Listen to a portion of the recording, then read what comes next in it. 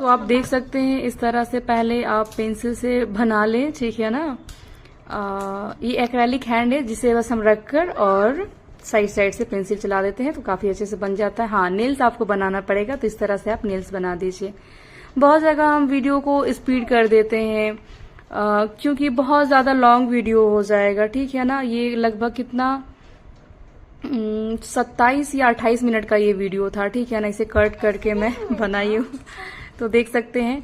जहां पर लगता है ना कि किन्हीं को समझ में नहीं आएगा ये डिजाइन कैसे, मतलब थोड़ा जो हार्ड रहता है, ठीक है ना, जो बिगनर्स है जो नहीं समझ पाएंगे, तो वहां पर हम स्लो कर देते हैं। और जहां लगता है ये बहुत ही नॉर्मल सा डिजाइन है, बना लेंगे, ठीक है ना, तो वहां पर स्पीड मैं ज्यादा कर देती हूँ, ठीक है।